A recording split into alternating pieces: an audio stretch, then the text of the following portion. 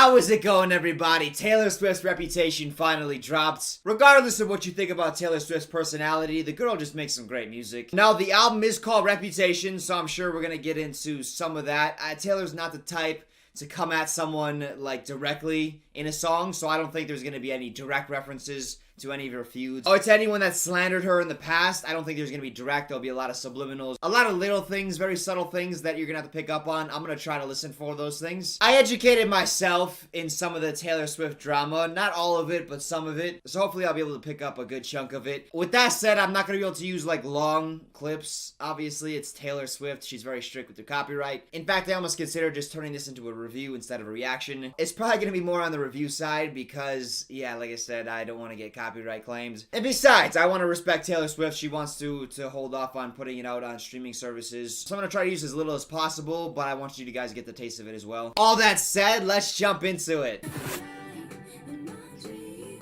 I did the music video for that song, so if you want to go check that out, that is up on my channel. Let's go on to Endgame, featuring Future and Ed Sheeran. Oh, I have high hopes for this while simultaneously knowing that it's probably going to disappoint me. Future gets on with some other pop artists and the songs usually never pan out. I'll give it a shot though.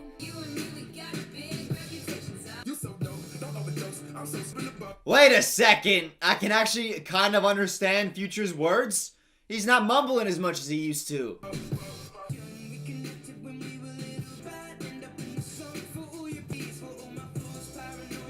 Damn, Ed came through with some rapping. As I predicted, Future was completely unneeded here. I mean, Taylor Swift was kind of taking up his mantle. She was taking up what he could have done, and she kind of switched up her flows a little bit, and then she adds in some singing, and yeah, and then she plays not only with her flows like Ed Sheeran did. We gotta talk about that. I feel like we needed more of that on the song, and instead we had Future in the beginning. It didn't add much, although I could understand his lyrics, which is kind of cool. Let's go ahead really quickly. He switched it up so many different ways. He probably did 4 different flows in here. Truth on my red lips. She keeps mentioning her red lips. She's done that on other songs in the past that I've heard as well. She has quite the obsession with red lipstick. I like the background too. Yeah, this needed to be more incorporated into the song. I think you just needed to cut out Future's verse. You could have even started with Ed. That would have been fine. Or you could have did Taylor, Ed, Taylor. But the fact that Taylor Swift says, I have powerful enemies or big enemies. I don't know that I've heard her refer to the people she's feuding with as enemies. But I guess when she puts it like that, it's pretty in stone, man. Enemies, someone that's really opposed to you. That's like a pretty aggressive way to refer to them. Like, there's no gray area. It's them against me. It's not like, well, we have some common ground. No. It's them, and then we're over on this side. I thought that was kind of interesting. I do feel like that song is gonna play better outside of the album order. That's just a hunch I have. I gotta listen to the rest of the album before I say that, though. I did something bad. What did you do, Taylor? In the video, I made a video earlier today. Well, this will come out tomorrow, so I guess yesterday. I made a video about Taylor Swift and I broke down some of the evidence. Is she a snake or not? And I just looked at the things that she said. Kind of dove into some of those feuds. And I noticed one thing, that Taylor Swift, she's very smart in the things that she does. And she's saying here that she works a person to make them fall in love with her. And all they can think about is her. So I think she's aware of how intelligent she is as well.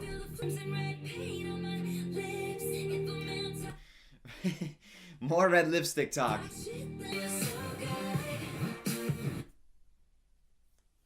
She's relishing the fact that she's doing bad things. Yo. I let them think they saved me? Come on! Taylor, you're too good at this. Oh! This song is so good. Oh, man.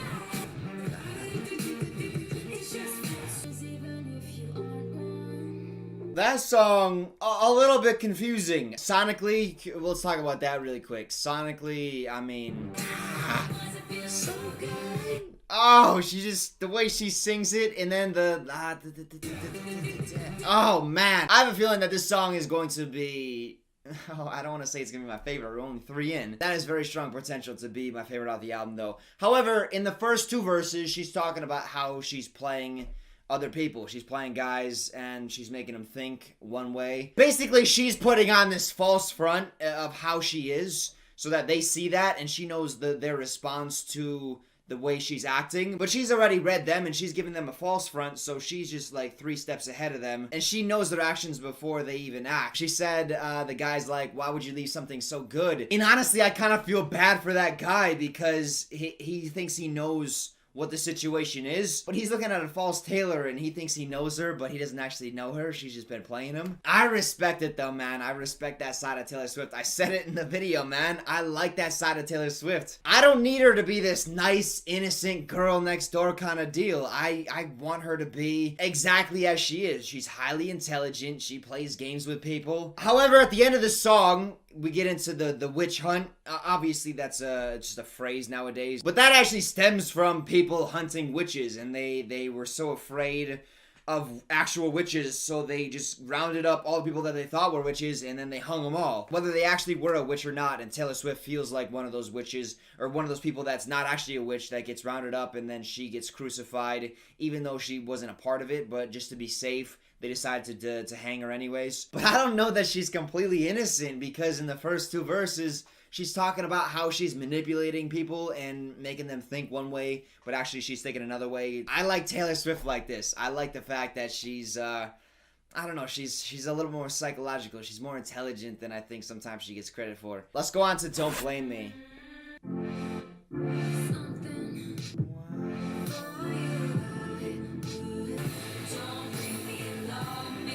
Right? That's the most she's singing on this chorus. I'm not liking how she's singing the chorus. I love the production, and I think it has so much potential, but I'm not a fan of that. And then also saying that my drug is my baby, I'm gonna be using for life. I've heard that so many times. You are my drug. That's so cliche nowadays.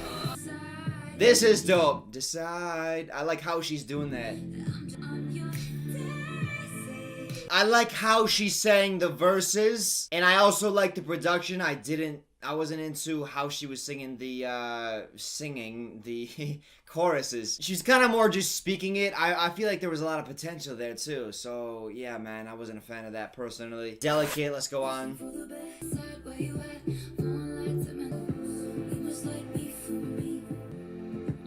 I like the lyrics, and actually one of my favorite lyrics that I've heard this year is Jessie Reyez saying, I like that I'm ugly because if they love me, then I know they love me for real. So they're not just infatuated with her appearance. And Taylor Swift is kind of going on along the same lines by saying, my reputation is horrible right now, so if he likes me, then he must like me for me and not because of my reputation or what I can provide, because that right now that's at an all-time low. And you can't make me any promises, but if you want, I'll settle for a drink. That is brilliant. Is it too soon to do this? Let go of your footsteps on the stairs. That right there. It feels like that's the song's most delicate moment, and then you just get this nice little delicate. It's just like in the background. Oh, fucking love that. I don't know. It's like the tiny little detail that I just cling to. I just adore. And I actually like how Taylor Swift is kind of singing this in a little bit more of a fragile place, and she sounds a little bit more delicate. It's one thing to just sing like I'm in a place where my reputation's at an all-time low, and she's kind of revealing herself emotionally a little bit, and she's saying, is it cool that I let you know these things? So she's uncertain. She should be saying this stuff, and I can kind of hear her being delicate with how she's singing it. I hate being too picky, but there was just like one lyric in here. Yep, right here. When I look in your eyes, I pretend you're mine all the damn time. Normally I wouldn't have a problem with that, but Taylor Swift, I know her lyrics, they're top notch, man. And that one, they make me feel anything. I think that's like a really sentimental moment. Like, I want to be with you all the time, and I didn't feel that, you know? I just want to look in your eyes all the damn time. Like, But again, that's just getting super picky. That's just one lyric. But hey, I thought I'd put it out there. Look what you made me do. We'll spend very little time on this. Okay, that's enough. Let's go on to So It Goes. Yeah, I don't want to post too much of the songs, especially the ones that are out, because I do have reactions to those. She said it on the last song. I mean, we didn't listen to it, but the old Taylor's dead. I'm hearing very little traces of everything that I've heard off of Red and the couple of songs that I've heard of 1989 as well. Obviously, this is closer to 1989, and I think it's just a continual progression for her. But this is so different from Red, which is the only complete album of Taylor Swift's I've heard.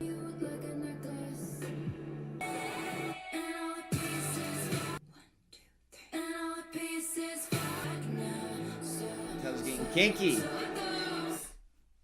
Oh shit, that was it. I don't know, for some reason I was expecting another verse. And I guess I thought this whole album was gonna go more into her reputation, but I feel like it hasn't gone very far into her reputation. I mean, she's referenced it a couple times, but it's not like she's approaching this as, this is my reputation, I want to kind of fight back against that. It's just more like, hey, I've gotten a bad reputation before. And that's the extent of it. Let's go on to Gorgeous. Did a reaction to that song, so we'll move on to Getaway Car. Again with this synth. She's done this a couple times. It's like she's literally speaking to this ex. Think about the place where you first met me. That's something that only he's gonna know. So yeah, this is more of a direct. It was never gonna work. Is this Hiddleston? I hate speculating, man. No, that's not true. I don't hate it. I only hate it because I usually don't know enough. But I feel like this is someone who she's using as an escape out of another relationship, but this one was never gonna work. I want to get into some of the wordplay that she was doing, but we'll say that for the end. Go, go. That reminded me of Lorde a little bit.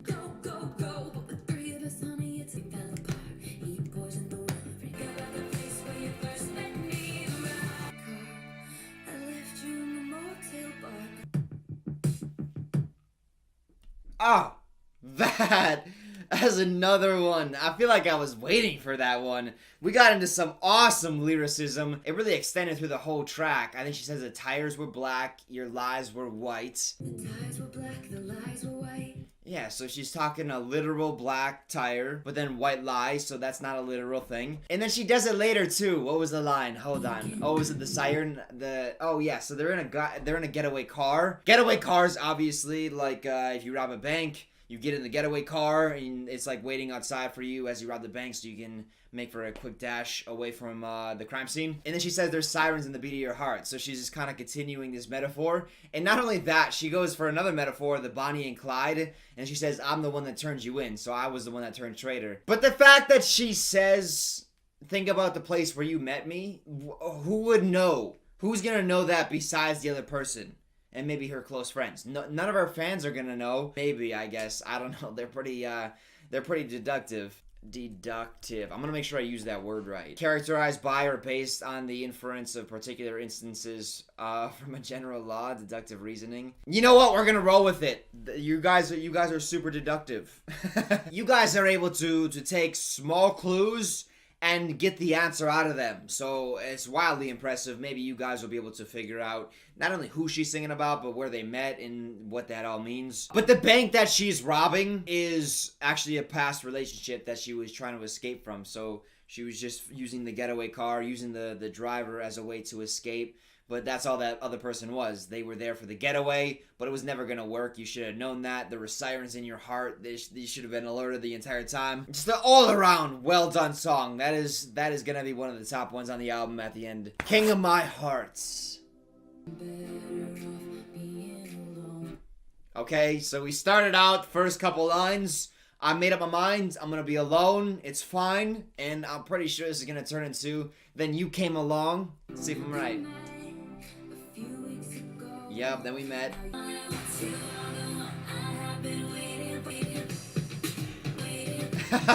This isn't going at all like I expected to, this chorus. In fact, this kind of sounds like the remix version where they kind of like chop up some of the lyrics.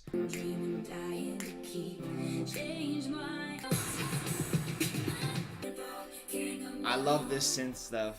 I'm gonna say this, man. We're not doing a whole lot with Reputation. I thought Reputation was gonna be more of an encompassing thing. I thought it was gonna permeate a lot of the tracks, but this was just a straight love song. I had resolved myself to being alone. I wasn't gonna find anybody, but then you came along and my bones started to mend every night that we spent together. So he was fixing her. Just a straight love song, man. I have a feeling we're gonna get more of the Reputation stuff. Maybe? I guess not. At the beginning I said I don't think she was gonna take any direct shots at anybody. There's probably a bunch of subliminals in here that I didn't catch. But that said, Reputation, that's the public perception of her. So I feel like she's not really addressing that a whole ton. I guess we'll see. Dancing with Our Hands Tied. We got a couple more tracks left. There's still time.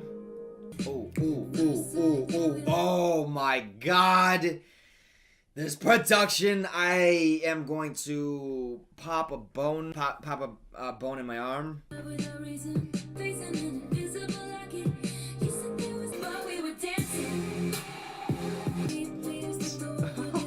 I can't, man. This song is the best. This is the best on the album. This production.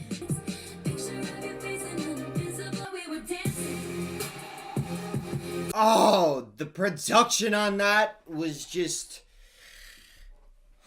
It was so simple too. It wasn't anything that was super extravagant on the early parts of the song, rather. I don't know why. It just had. It was like the perfect. Everything was just aligned perfectly. I don't know quite how to describe it. It's the pattern. A part of it's the pattern. This feels like a classic, man. This feels like, to me, it's gonna be one of the best Taylor Swift songs ever. Even after she drops like 10 more albums, I feel like this one, I'm gonna come back and be like, yup, this is one of her all-timers. Part of it, I think, too, is psychological, because that's my favorite stuff in songs. The guy's like, what could go wrong? But in her mind, she's like, I don't know, I just got this bad feeling, just this intuition that things are gonna go wrong. And then that begs the question, is it self-fulfilling prophecy? If she feels like things are gonna go wrong, is that part of the reason why things went wrong? I don't know, man. There's like interesting questions that you can kind of parse off that. And then this chorus, the beat changes. I was a little bit worried because I was loving the verse beat so much that I was a little bit worried that the chorus beat wasn't gonna be able to hold up, but it was just as good. Yeah, man, this shit, this one right here, mwah. Dress. Let's go here, man. I'm all hyped up now.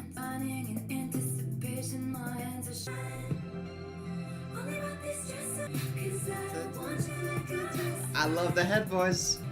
Only bought this dress so you could take it off. I've heard variations of that from other artists, but that's like a new little twist. It's okay to sing cliche lines as long as you just kind of add your own little twist to it. And I only bought this dress so you could take it off. That's perfect. I've heard other singers say like that dress would look great on the floor, or you know, stuff like that. But Taylor Swift, I only bought this so that you could take it off. Love that. That ha ha ha ha. I love that. This is one of the best produced albums I have ever heard. This is so far and above what is even required for an album. This is just phenomenal. I'm having a hard time keeping still because the beat's always just doing the right thing, man. And it's just always keeping my interest. And there's Taylor singing over it in her head voice.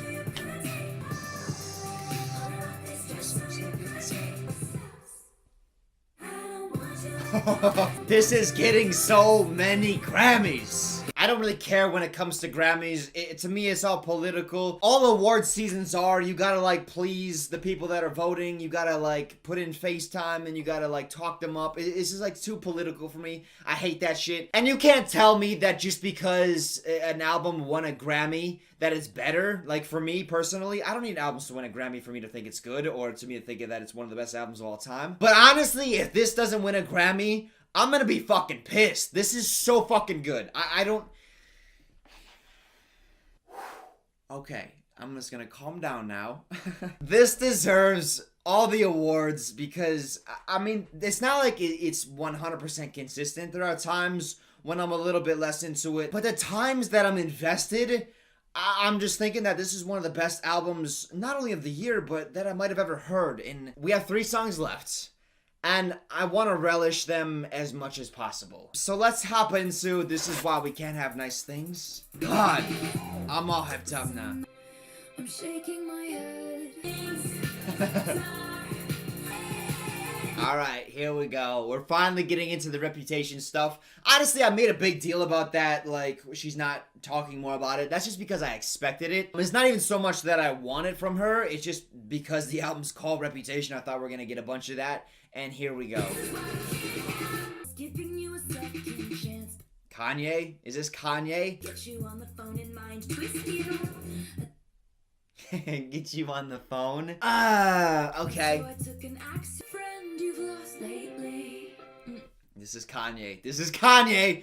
Because Kanye alienates people. He's crazy. Jay-Z. But let's keep going. Keep going. If only you were away, this is why we she treats him like a kid. So I can't have nice things. You break them, so I'm gonna have to take them out of your reach. I'm sorry. Go to a timeout. Think about what you've done. It's like so condescending. Oh. I can't even. That right there. That right there. Boom! That's what I was talking about when I made the other video talking about is Taylor Swift a snake. I mentioned that Taylor Swift can be a bit petty, and I feel like Taylor Swift fans, they don't want to admit that. They don't want to admit any faults in Taylor Swift. I personally like faults because they make characters, they make people more interesting instead of just being like this perfect human being, you know? That's boring to me. So, Taylor Swift's, first of all, she's condescending. It doesn't really matter who's this about. A large part of me thinks it's about Kanye West because she's talked about the phone call, and then she also talked about you've lost friends lately, and I know Kanye West has lost some powerful friends. But that doesn't even matter. I want to talk about the fact that not only was she talking down to the person that she's singing about, but the fact that she's like, I'm gonna give it toast to the people in my life, my boyfriend who doesn't even look at the tabloids, my mom for having to deal with this drama, and to you, like, I'm gonna forgive you. No, psych, bitch. That's petty, man. That is so petty. I like it, man. That shit's entertaining. It's a fun song. And if you're gonna try to tell me that Taylor Swift isn't a little bit petty, whether it's justified or not, if you're gonna tell me that she's not petty and you listen to the song, then I think you're in La La Land because you ain't paying attention. Call it what you want, man. This is... Oh, damn it, I've heard this song. Alright, let's go on to New Year's Day, then. That's a weird burp.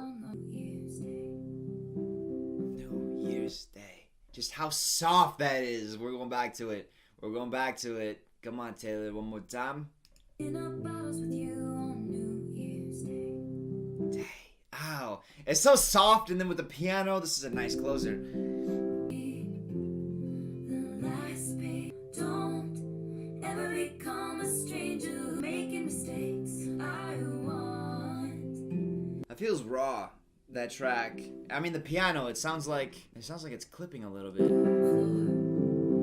It's like a classic recording where the audio quality isn't great of the piano or of the orchestra. I like it, man. It's a little bit rough and it doesn't feel as pristine as it could have sounded, and I like that. It kind of sounds like you're in the room with her more than it does you're listening to a produced track. Okay, let's go through this. Let's go from Endgame. Let's start there. Again, Future, just you're unneeded. You're not wanted here. I'm sorry, bro. It's just it ain't working. We're gonna have to terminate your services. And I kind of like what Taylor was doing. I liked her style on this song, and I think that she could have explored it a little bit more by having the first verse, but you know what? It's in the past. It's done. Ed Sheeran really impressed me on the track with how many different ways that he sang, as did Taylor, and I think this was a good precursor for what was to come because she was switching it up. Part of it kind of felt hip-hop, but I guess it more felt pop than any of her previous stuff. A lot of it before slight country, and it was kind of like dabbling in alternative as well, but this felt mostly just pop. I Did Something Bad. Oh god, that is so good. I Did Something Bad, to be honest, when I heard it, I was like, I think it's gonna be my favorite on the album, and I think it ended up being like my third favorite. That is one of the ones that I love the most. Don't Blame Me. I'm just not having the chorus. I don't know, I'm just not feeling that. Let me know how you guys feel about Don't Blame Me, the chorus, because I feel like the verses are really nice. Delicates. I like the synth. She brought in synth for the beginning of tracks a couple times, and then also like late in a track she did it again. I like it, man. It's a nice style. Ooh, love that. Again, the production. I've said it like before, probably multiple times during this reaction, but the production is just, it's near flawless. Not so much from a subjective standpoint. I feel like there are times when there are things that could have been done on the beat that I would have liked more. But I think from an objective standpoint, for like a larger mass appeal, it just always did what it needed to do. And actually, I do think that a lot of these songs work really well by themselves. I feel like Red was a great album because it just followed one after the other, and it kind of put me in a mood, and it kept me in that mood the whole time. This kind of feels more roller coaster, but I feel like each of the songs, if you pull them out individually, they're gonna work really well. Gorgeous, again, heard that. Getaway Car.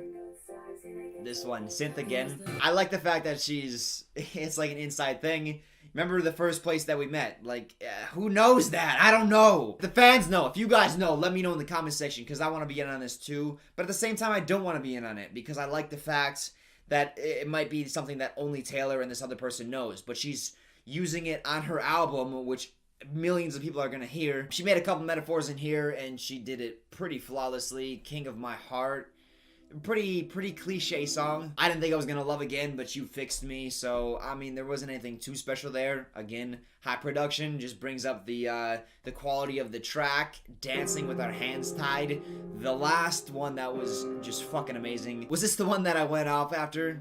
I don't even remember that. I feel like I blacked out there. Dress. I love how she played it. And actually, this reminded me, it actually put like a scene in my head, because that's one of my favorite relationships, although it's done in movies all the time. Like really good friends, man and woman, and then one catches feelings, and then like their whole world changes. They look at that person differently, and it kind of fucks them up. Because they've been your friend all this time, but now that friendship isn't enough. You want more, but that other person has grown so into being your friend. I've seen it in movies before, and I feel like the novelty's worn off. But I feel like Taylor Swift, how she presented it here in a song, I feel like I really bought into that. So I thought that was well done. This is why we can't have nice things, just pettiness level 1000. It's kind of like an anthem song too. Like, I typically don't like the fun tracks and tracks where they do stuff like this.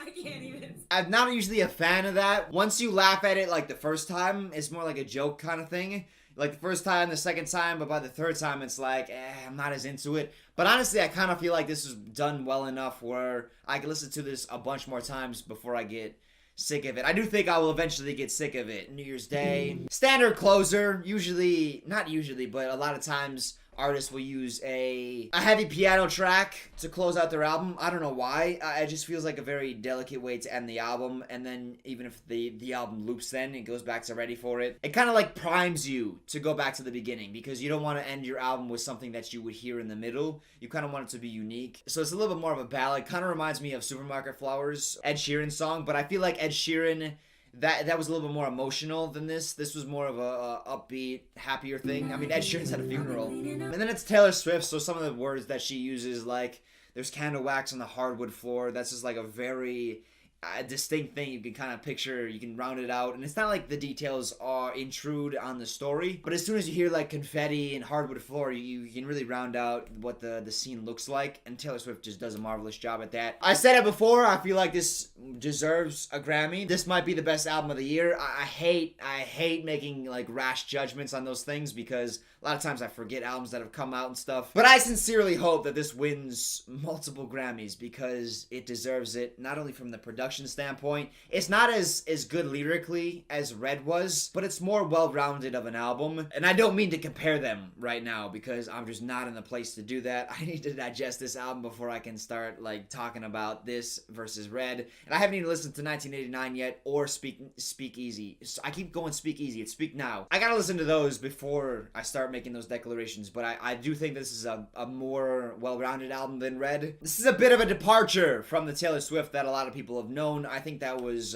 pretty well established by Look What You Made Me Do and Ready for It. That just felt different than the things she'd done in the past. I really want to hear your opinion on this album, whether you are a big Taylor Swift fan or you are kind of now getting into her music, because I'm just going to kind of go out on a limb here and say that Taylor Swift fans are going to like this album less than the other albums. But people that are new into Taylor Swift's music or weren't huge fans before are gonna like this better than her old stuff. That's just my gut feeling right now. Let me know how you guys feel about it. Then also your favorite songs on this album. Mine is I Did Something Bad, Getaway Car, and Dancing with Our Hands Tied. Those were to me the 3 premier tracks. Everything else, I mean, it wasn't like a big separation from those 3 and everything else, but to me, those 3 were the standouts. Let me know what the standouts were for you. If you enjoyed this video, hit the like button, subscribe, go check out my second channel, Dylan Is In Trouble, and I will see you guys in the next one.